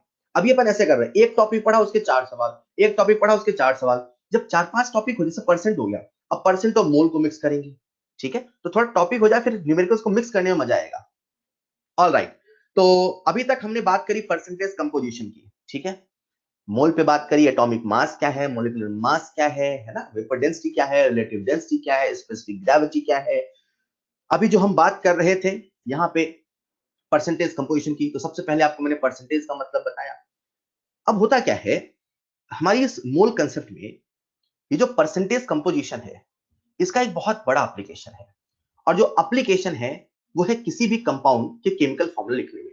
मुझे आप सबका ध्यान चाहिए, अगले 5 से 7 मिनट ध्यान चाहिए। अगर आप इसको सीख लोगे तो मैं आपको गारंटी देता हूं, एम्पिरिकल फॉर्मूला का सवाल जिन बच्चों को बहुत टफ लगता था, आपको आसान लगेगा। अगले 5 से 7 minute listen carefully, listen carefully. ये जो परसेंटेज कंपोजिशन हमने पढ़ा, इसका सबसे बड़ा एप्लीकेशन आता है केमिकल फॉर्मूला लिखने में, ठीक है। जैसे इमेजिन करिए, इमेजिन करिए ये मान लीजिए रिमोट है एसी का, ठीक है। अब ये जो एसी का रिमोट है, इसमें कुछ अननोन एलिमेंट होंगे, है ना, मुझे इसका फॉर्मूला पता करना है। तो एलिमेंट्स का एनालिसिस करने का तरीका होता है, ठीक है। जैसे ऑक्सीजन का एनालिसिस करने का तरीका है, नाइट्रोजन का है, ऐसे सभी एलिमेंट का अपना एक तरीका होता है, राइट। तो हम क्या करते हैं, लेबोरेटरी में इन सभी का एक्सपेरिमेंटल एनालिसिस करते हैं। और किसी भी सैंपल में, किसी भी सैंपल में, जैसे सैंपल है तो सैंपल लिया अपन ने, एनालिसिस किया, पता चला सर इसमें कार्बन है, इसमें हाइड्रोजन है ना, इसमें सल्फर है या व्हाटएवर। ये एलिमेंटल एनालिसिस से किसी भी अननोन सैंपल का, किसी भी अननोन सैंपल का हम लोग उसके जो कॉन्स्टिट्यूएंट एलिमेंट हैं, उससे में जो अंदर हैं उनका परसेंटेज पता करते हैं, ठीक है। तो जब परसेंटेज पता चल जाता है, जैसे मान लीजिए मैंने पता किया ये जो एसी रिमोट था, इसमें कार्बन है, हाइड्रोजन है, सल्फर है, तो मैंने कहा इसमें जो कार्बन है वो 40% है, इसमें जो हाइड्रोजन है वो 40% है, इसमें जो सल्फर है वो 20% है। ये डिटेक्शन मेथड है, और इसका थोड़ा सा इंट्रोडक्शन आपके सिलेबस में भी है, ऑर्गेनिक केमिस्ट्री में थोड़ा सा इंट्रोडक्शन है, ठीक है। फाइन, तो अपन ने कुछ मेथड होते होंगे, कुछ होते होंगे, अपन ने इनका परसेंटेज पता कर लिया। सवाल ये नहीं परसेंटेज कैसे पता किया, सवाल ये है कि अब हमें परसेंटेज पता चल गया तो अब क्या, ठीक। किस प्रकार से परसेंटेज कंपोजिशन का कंसेप्ट यहां अप्लाई होने वाला है, ठीक है। तो होता क्या है कि जब आप किसी भी अननोन सैंपल का, किसी भी अननोन सैंपल का परसेंटेज कंपोजिशन पता कर लेते हैं, तो आप उस सैंपल का एम्पिरिकल फॉर्मूला लिख पाएंगे। सर ये एम्पिरिकल फॉर्मूला क्या होता है, मॉलिक्यूलर फॉर्मूला क्या होता है, मैं जो कह रहा था उस पे आता हूं। उसके पहले मैं आपको दो वर्ड समझा दूं, एक होता है एम्पिरिकल फॉर्मूला, एक होता है मॉलिक्यूलर फॉर्मूला। किसी भी कंपाउंड का जो मॉलिक्यूलर फॉर्मूला है, ये वो फॉर्मूला है जिस रूप में वो नेचर में पाया जाता है। मतलब अगर नेचर में कभी वाटर मिलेगा तो वो H2O के रूप में मिलेगा। इसका मतलब पानी का मॉलिक्यूलर फॉर्मूला है H2O। नेचर में अगर कभी हमें बेंजीन मिलेगा तो वो मिलेगा C6H6 के रूप में। नेचर में अगर हमें कभी हाइड्रोजन पेरोक्साइड मिलेगा तो वो मिलेगा H2O2 के रूप में। जिस रूप में कोई मॉलिक्यूल नेचर में पाया जाता है, ये उसका मॉलिक्यूलर फॉर्मूला कहलाता है। मॉलिक्यूलर फॉर्मूला किसी का एक्चुअल फॉर्मूला है, जिस रूप में वो नेचर में है। लेकिन वहीं पे एक कंसेप्ट आता है एम्पिरिकल फॉर्मूला का। एम्पिरिकल फॉर्मूला हमें सिंपलेस्ट रेशियो बताता है कि वो जो फला है, जैसे ये ऐसी है, इसमें कार्बन है, हाइड्रोजन है, सल्फर है। तो जब मुझे इस एलिमेंट, इस कंपाउंड का मॉलिक्यूलर फॉर्मूला बताना, मतलब मैं बताऊंगा कि अभी ये जिस फॉर्म में नेचर में है, इसका एक्चुअल कंपोजिशन क्या है, एक्चुअल कंपोजिशन क्या है। लेकिन जब मैं इन तीनों कॉन्स्टिट्यूएंट एलिमेंट का सिंपलेस्ट रेशियो लिखूंगा वो उसका एम्पिरिकल फॉर्मूला है। मेरा कहने का मतलब है हमने जो ये बेंजीन लिखा है, अगर कभी नेचर में बेंजीन मिलेगा तो C6H6 के रूप में मिलेगा, means C6H6 is it's molecular formula. लेकिन अगर मैं इस कॉन्स्टिट्यूएंट एलिमेंट का कार्बन और हाइड्रोजन का सिंपलेस्ट रेशियो लिखूंगा तो मैं इसे सिंपलेस्ट रेशियो लिखूंगा तो लिखूंगा CH। मतलब ये बेंजीन का एम्पिरिकल फॉर्मूला है और ये बेंजीन का मॉलिक्यूलर फॉर्मूला है। मॉलिक्यूलर फॉर्मूला किसी का एक्चुअल एग्जिस्टिंग फॉर्म है और एम्पिरिकल फॉर्मूला किसी भी अननोन सैंपल का, किसी भी अननोन कंपाउंड का कॉन्स्टिट्यूएंट एलिमेंट का सिंपलेस्ट रेशियो है। ठीक है सर, हमने परसेंटेज कंपोजिशन पता किया, कुछ टेक्निक होती होंगी, चलिए मान लीजिए अपने लेबोरेटरी में पता किया, हमें पता चल गया कि फला कंपाउंड का ये एलिमेंट है, उसका परसेंट निकाल लिया। क्यों? जिसका परसेंट निकालना है वो अपॉन टोटल इनटू 100 करके निकाल लिया। मान लीजिए हमने पता किया कार्बन है 20 ग्राम और ये था टोटल इतना, तो अपन ने करके इसका परसेंट निकाल लिया। सवाल है कि इस परसेंटेज कंपोजिशन से अब हम उसका फॉर्मूला कैसे लिखें, हम उसका एम्पिरिकल फॉर्मूला कैसे लिखें, हम उसका मॉलिक्यूलर फॉर्मूला लिखें कैसे। तो सबसे पहले मैंने आपको बताया बेटा ये मॉलिक्यूलर फॉर्मूला होता है, ये एम्पिरिकल फॉर्मूला होता है। क्लियर? अब सवाल है सर एम्पिरिकल फॉर्मूला लिखे कैसे। ठीक है, तो एम्पिरिकल फॉर्मूला मैंने कहा सिंपलेस्ट रेशियो होता है। जैसे अपन बात करें H2O2 की, ठीक है, तो H2O2 नेचर में एग्जिस्टिंग फॉर्म है, तो बताओ इसका एम्पिरिकल फॉर्मूला क्या होगा HO। क्यों? मैंने इन दोनों का सिंपलेस्ट रेशियो ले लिया। ठीक उसी प्रकार से ये H2O2 का एम्पिरिकल फॉर्मूला है और ये मॉलिक्यूलर फॉर्मूला है।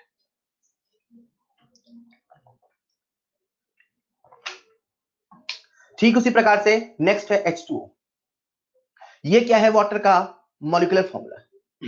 अगर मैं यहां पे सिंपलेस्ट रेशियो लूंगा तो यार रेशियो यहां 2:1 का है। अब 1 से छोटा रेशियो क्या होगा? मतलब ये ऑलरेडी सिंपलेस्ट रेशियो में है, यही इसका एम्पिरिकल फॉर्मूला है, यही इसका मॉलिक्यूलर फॉर्मूला है।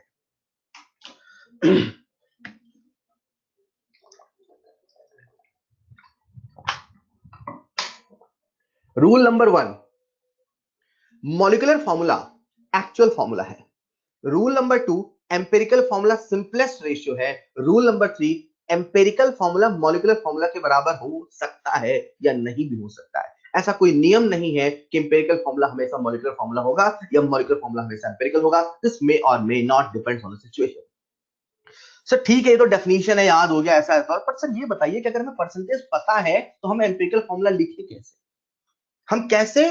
यार मतलब सोचो, आप कल को लेबोरेटरी में हो और आपने ये पता कर लिया कि ये जो कंपाउंड है इसमें कार्बन हाइड्रोजन सल्फर है, अब हमें इसका फॉर्मूला लिखना है, मैं इसका पता करूं इसका फॉर्मूला क्या है। ठीक है, तो सबसे पहले एक सिंपल सी बात करते हैं अपन। ठीक है, बात ये है कि मान लीजिए मैंने आपके सामने लिखा है यहाँ पे एक्स वाई, ठीक है, x2 y2/3। ठीक है, क्या ये सिंपलेस्ट रेशियो में है? अब आप सबको जवाब देते रहना है, ठीक है, मुझे आप सबका टेंशन चाहिए। क्या ये सिंपलेस्ट रेशियो में है? यस और नो? नो, बहुत अच्छे। ये सिंपलेस्ट रेशियो नहीं है बेटा, ये फ्रैक्शन है यार, 2/3 फ्रैक्शन है। This is not simplest ratio. Simplest ratio मतलब 1:1 हो, 1:1 नहीं है तो 2:2 हो, मतलब 1:2 हो, 1:3 हो। ठीक है, this is not simplest ratio. अब हम क्या करते हैं, इसको सिंपलेस्ट रेशियो में कन्वर्ट करते हैं। तो बताइए इसका जो सिंपलेस्ट रेशियो होगा वो क्या होगा? इसका सिंपलेस्ट रेशियो क्या होगा? x2 y2/3, इसका सिंपलेस्ट रेशियो क्या होगा? एक बच्चे ने कहा सर 2 से डिवाइड कर दे तो x1 y1/3। यार अगर मैं लिख दूं x1 y1/3, अभी भी फ्रैक्शन है, अभी भी कहां है, तो आप 3 से मल्टीप्लाई करो, ये क्या हो जाएगा? x3y1। क्या ये इसका सिंपलेस्ट रेशियो है? x3y1, क्या ये इसका सिंपलेस्ट रेशियो है? ऑल राइट, ऑल राइट, चलो समझ गया। दूसरा कंसेप्ट, ये कंसेप्ट नंबर 1 आपको समझ में आ गया। दूसरा कंसेप्ट आप सबका ध्यान चाहिए फिर से। मान लीजिए CO2 है। क्या है? CO2। अब ये CO2 है, तो CO2 का अगर 1 मोल है, जो मैं कहने वाला हूं ध्यान सुनिएगा, CO2 का अगर 1 मोल है, CO2 का अगर 1 मोल है, इसका मतलब है इन 1 mole of CO2 there is 1 mole of carbon and 1 mole, sorry, and 2 mole of oxygen। हाँ या ना? CO2 के 1 मोल में कार्बन का 1 मोल है ऑक्सीजन का 2 मोल है। बहुत अच्छे। कहीं ना कहीं आप ये मानते हैं कि सर जो फॉर्मूला होता है, जो केमिकल फॉर्मूला होता है, चाहे वो मॉलिक्यूलर फॉर्मूला हो चाहे वो एम्पिरिकल फॉर्मूला हो, एक बात तो पक्की है, उसमें जो कॉन्स्टिट्यूएंट एलिमेंट है उनका जो एटॉमिसिटी है वो मोल भी बताता है। उनका जो एटॉमिसिटी है वो मोल भी बताता है। बोलो हाँ या ना। CO2 में कार्बन की एटॉमिसिटी है 1, ऑक्सीजन की एटॉमिसिटी है 2, मतलब हम कह सकते हैं कि 1 मोल CO2 में 1 मोल कार्बन है, 2 मोल ऑक्सीजन है। बहुत बढ़िया, बहुत बढ़िया। क्या मैं ये कह सकता हूं कि CO2 के 1 मोल में 1 ग्राम कार्बन है, 2 ग्राम ऑक्सीजन है? क्या मैं ये कह सकता हूं कि CO2 के 1 मोल में 1 ग्राम कार्बन है, 2 ग्राम ऑक्सीजन है? नहीं नहीं। हम जानते हैं, हम मानते हैं कि सर वो जो एटॉमिसिटी है उसे मोल से रिलेट करो, उसे कभी ग्राम से रिलेट मत करो। बस यही है अपना एम्पिरिकल फॉर्मूला लिखने का तरीका। अब मैं आपको बताने वाला हूं how to write empirical formula. कैसे एम्पिरिकल फॉर्मूला लिखें, how to write empirical formula. Listen carefully. सवाल में कभी वेट दिया होगा, सवाल में कभी वेट दिया होगा, कभी वॉल्यूम दिया होगा, कभी नंबर दिया होगा। सवाल में कॉन्स्टिट्यूएंट एलिमेंट का, सवाल में कॉन्स्टिट्यूएंट एलिमेंट का कभी वेट दिया होगा, कभी वॉल्यूम दिया होगा, कभी नंबर दिया होगा, कभी परसेंटेज कंपोजिशन दिया होगा। सवाल में अननोन सैंपल में कभी वेट दिया होगा, कभी वेट दिया होगा, कभी वॉल्यूम दिया होगा, कभी नंबर दिया होगा, कभी परसेंटेज कंपोजिशन दिया होगा। जो भी दिया होगा, जैसे भी दिया होगा, सबसे पहले अपने को उसे मोल में कन्वर्ट करना होगा। First of all convert in mole.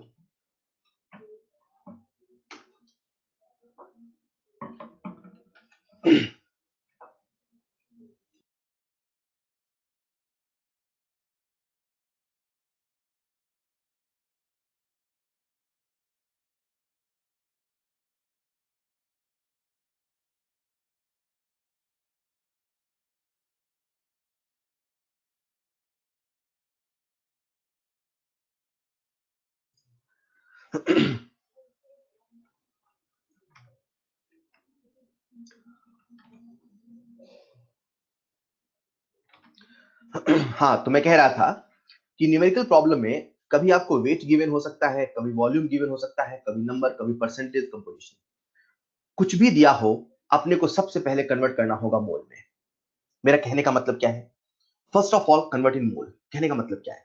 Imagine करिए मैंने ऐसे कहा, एक अननोन सैंपल है, ठीक है, एक अननोन सैंपल है। सब लोग सुन रहे हो ना? सो तो नहीं गए? हेलो, सो तो नहीं गए? होमवर्क दे रहा हूं बेटा। अच्छा 4:45 हो गए क्या? All right. एक अननोन सैंपल है, उसमें x का मैंने कहा 20 ग्राम है, ठीक है, मैंने कहा y का 40 ग्राम है। बताओ इसका एम्पिरिकल फॉर्मूला क्या होगा?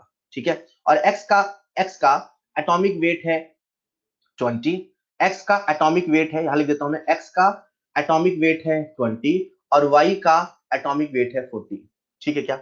अपने को अननोन एलिमेंट का एटॉमिक वेट, अननोन एलिमेंट्स का एटॉमिक वेट पता है, सॉरी उस कंपाउंड का फॉर्मूला बताना है, और हमें दोनों का वेट पता है कि जो x है वो 20 ग्राम है और जो y है 40 ग्राम है। मैं आपसे क्या कह रहा हूं, चाहे हमें वेट दिया हो, चाहे हमें वॉल्यूम दिया हो, चाहे हमें कुछ भी दिया हो, सबसे पहले किस में कन्वर्ट करना है? मोल में। तो मैं इसे मोल में कन्वर्ट करूंगा। मोल में कन्वर्ट करने का तरीका 20/20, y 40/40, मतलब फॉर्मूला क्या हो गया? x1 y1।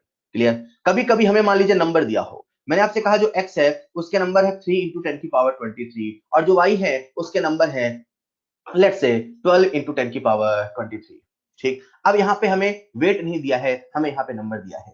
बताओ इसका एम्पिरिकल फॉर्मूला क्या होगा? अगेन हमें किस में कन्वर्ट करना है बच्चों? मोल में। तो आप इसे कन्वर्ट करेंगे मोल में, तो ये हो जाएगा 3 × 10⁻23/6 × 10⁻23। कितना हो जाएगा? 3 × 10⁻23 अपॉन 6 × 10⁻23। उसी प्रकार से y 12 × 10⁻23 अपॉन 6 × 10⁻23। यार ये मैं कर क्या रहा हूं? मैं मोल में कन्वर्ट कर रहा हूं। क्यों? मैंने कहा एम्पिरिकल फॉर्मूला लिखना है, चाहे वेट दे, चाहे नंबर दे, चाहे वॉल्यूम दे, चाहे परसेंटेज दे, अपने को कन्वर्ट किस में करना है? मोल में। तो मैं मोल में कन्वर्ट कर रहा हूं। यही बच्चों x1 y4। अपने को सिंपलेस्ट रेशियो चाहिए, this is the simplest ratio, उसमें फ्रैक्शन नहीं रख सकते, उसमें फ्रैक्शन नहीं रख सकते। एक बच्चे ने कहा सर ऐसा क्यों किया है? मैंने कुछ देर पहले कहा था कि किसी भी कंपाउंड में, किसी भी मॉलिक्यूल में ये जो कांस्टेंट एलिमेंट का रेशियो होता है ये हमें मोल भी तो बताता है। इसीलिए सवाल में हमें कुछ भी दे हम सबसे पहले मोल कन्वर्ट कर रहे हैं। वेट दे तब भी मोल कन्वर्ट कर रहे हैं, नंबर दे तब भी मोल कन्वर्ट कर रहे हैं। वो हमें कुछ भी दे हमें किस में कन्वर्ट करना है? मोल में। ठीक है सर, ठीक है, ये तो समझ में आता है। अगर कभी मान लीजिए, मैं आ रहा हूं बेटा, इसे सुन लो, इसे खत्म कर ले, ठीक है, होमवर्क भी दूंगा। मान लीजिए ये हो गया अपने पास, भाई वेट दिया हो तो, नंबर दिया हो तो। कभी कभी क्या होता है, अब हमें सवाल में दिया होता है परसेंटेज कंपोजिशन। क्या दिया होता है? Percentage composition. ठीक है, तो समझिए ऐसा कि जब मुझे किसी का परसेंटेज कंपोजिशन, मान लीजिए मेरे पास एक कंपाउंड है, ठीक है, अननोन कंपाउंड है X2Y3, ठीक है, मुझे X का परसेंटेज दिया है 40 और मुझे Y का परसेंटेज दिया है 60। बोलो हाँ है ना? अगर मैं इस अननोन सैंपल का 100 ग्राम लेता हूं, अगर मैं इस अननोन सैंपल का 100 ग्राम लेता हूं, तो क्या उस सैंपल में X का वेट होगा 40 ग्राम और Y का वेट होगा 60 ग्राम? बोलो यस और नो, यस और नो। यानी कि अगर सवाल में कभी हमें परसेंटेज कंपोजिशन देता है, अगर कभी सवाल में हमें परसेंटेज कंपोजिशन देता है, if percentage composition is given, if percentage composition is given, then also we have to convert in mole, then also we have to convert in mole, then also we have to convert in mole, considering, ये मानते हुए, considering weight percentage is equal to weight for 100 gram sample, ये मानते हुए कि वो जो sample है वो 100 ग्राम है और उसमें जो वेट परसेंटेज है वही उसका वेट है। हम फिर से करेंगे मोल में कन्वर्ट और फिर हमारा आ जाएगा एम्पिरिकल फॉर्मूला। यानी कि जैसा अभी अपन ने कुछ देर पहले किया था, ये वाला सवाल, x 20 ग्राम है, y 40 ग्राम है। इमेजिन करो यहां पे आपको मैं परसेंटेज देता, तो परसेंटेज को आप क्या मान लेते? Weight, weight upon atomic weight, weight upon atomic weight, फिर उसे तब तक करते रहते, तब तक करते रहते जब तक कि वो सिंपलेस्ट रेशियो में नहीं आ जाता। क्लियर है क्या? ये है हमारा एम्पिरिकल फॉर्मूला का बेसिक फील। ठीक है, एक बार सब लोग फिर से सुनिएगा क्योंकि अभी टाइम होने वाला है, कुछ टाइम है। मैंने कहा एम्पिरिकल फॉर्मूला लिखना है, मैं सारी बातों की एक बात कह रहा हूं। एम्पिरिकल फॉर्मूला लिखना है तो अपने को दिमाग में एक चीज रखना है कि चाहे वेट दे, चाहे मोल दे, चाहे नंबर दे, चाहे वॉल्यूम दे, चाहे परसेंटेज दे, अपने को उसे कन्वर्ट करना है मोल में। जब मोल में कन्वर्ट हो जाएगा वहां से हम लिख सकते हैं सिंपलेस्ट रेशियो। ठीक है, मैंने क्या आपको सिखाया उसी के लिए आपके सामने एक न्यूमेरिकल है, इस न्यूमेरिकल को आप सभी अटेम्प्ट करेंगे, सभी लोग अटेम्प्ट करेंगे इसे। आप जैसे मैंने आज सिखाया वैसे अटेम्प्ट करेंगे। तब तक मैं आपके लिए आज की क्लास का हैंडआउट प्रिपेयर कर लेता हूं। सबसे पहले आप सभी लोग इस सवाल को अटेम्प्ट करेंगे। Determine empirical formula for compound with following percentage composition. मैं आपको परसेंटेज कंपोजिशन बता देता हूं। कार्बन का है 40%, हाइड्रोजन का है 6.7%, ऑक्सीजन का है 53.3%। कार्बन का है 40%, हाइड्रोजन का है 6.7% और ऑक्सीजन का है 53.3%। फॉर्मूला निकालिए, तब तक मैं हैंडआउट प्रिपेयर कर रहा हूं, 2 मिनट लगेंगे।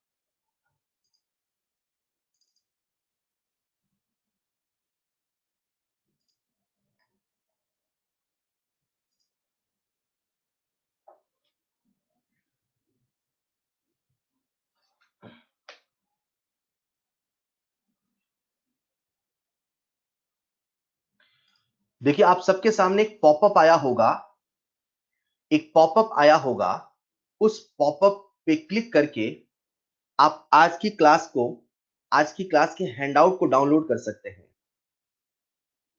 आपके सामने एक पॉपअप आया होगा,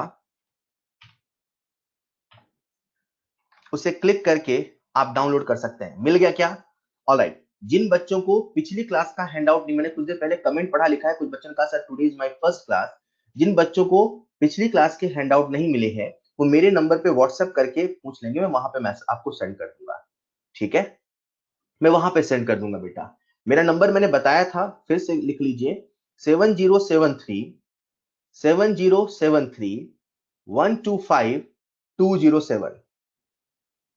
7073 ठीक है। तो आप उसमें भी मुझसे पूछ सकते हैं। ये जो मैंने आपसे अभी सवाल पूछा था, उसका आंसर एक बार डिस्कस कर लेते हैं। उसका आंसर है CH2O। CH2O एक बार देखिएगा मैं कैसे कर रहा हूं सवाल को, 1 मिनट लगेगा। जो भी कांस्टेंट एलिमेंट है लिख लो, कार्बन, हाइड्रोजन, ऑक्सीजन। ठीक है, ये जो वेट परसेंटेज है इसे आप वेट मान लो, है ना। तो मान लिया 40 ग्राम, मान लिया 6.7 ग्राम, मान लिया 53.3 ग्राम, ये ग्राम है। मैंने कहा सवाल में चाहे वेट दे, सवाल में चाहे मोल दे, सवाल में चाहे नंबर दे, सवाल में कुछ भी दे, सवाल में कुछ भी दे, हमें सबसे पहले किसमें कन्वर्ट करना है? हमें कन्वर्ट करना है किसमें बेटा? मोल में। तो अपने को क्या दे रखा है? वेट। अपन इसे किसमें कन्वर्ट कर लेंगे? मोल में। ठीक है, तो मोल में कन्वर्ट करते हैं तो 40/12, 6.67 अपॉन 1, 53.3 अपॉन 16, राइट। इसे जब आप सॉल्व करेंगे तो आपके सामने सिंपलेस्ट रेशियो आ जाएगा। टाइम हो चुका है, इसे मैं नेक्स्ट क्लास में डिस्कस करूंगा। And the answer is CH2O। इसका जो आंसर है वो है CH2O। ठीक है, उसका आंसर है CH2O। सबसे पहले किसने दिया अभी नहीं देख सकते, आज इतना ही करेंगे। आपका होमवर्क क्या है, होमवर्क भी लिख लीजिए, मैंने होमवर्क नहीं दिया।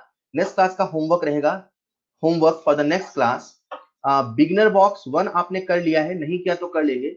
Beginner box 1, 2 and 3। इलस्ट्रेशन भी आपको आज सॉल्व करना है। आपसे रिक्वेस्ट है प्लीज एक एक सवाल को उसी अलग से कॉपी में सॉल्व करेंगे। जिस दिन आप एक एक सवाल पे टिक लगाएंगे ना, मैं आपसे प्रॉमिस करता हूं आपका कॉन्फिडेंस एक अलग लेवल पे होगा। एक एक सवाल करना है, मैं आपके साथ हूं। जो नहीं बनता मुझसे व्हाट्सएप पे पूछे, फोन पे पूछे, पर एक एक सवाल करना है। इलस्ट्रेशन आपको करना है अप टू 21, और एक्सरसाइज 1 में से भी आपके पास होमवर्क है। एक्सरसाइज 1 का आपको करना है up to 27, up to 27। Beginner box 1, 2, 3, illustration up to 21, और एक्सरसाइज 1 से अप टू 27। ठीक है, ठीक है। जो भी पुराना होमवर्क है हम नेक्स्ट क्लास में डिस्कस कर लेंगे। आज के लिए इतना ही, मिलते हैं नेक्स्ट क्लास में। मिलते हैं नेक्स्ट क्लास में। ठीक है, अभी टाइम हो चुका है। That's all for today. Thank you so much, thank you so much बेटा, पढ़ते रहिए।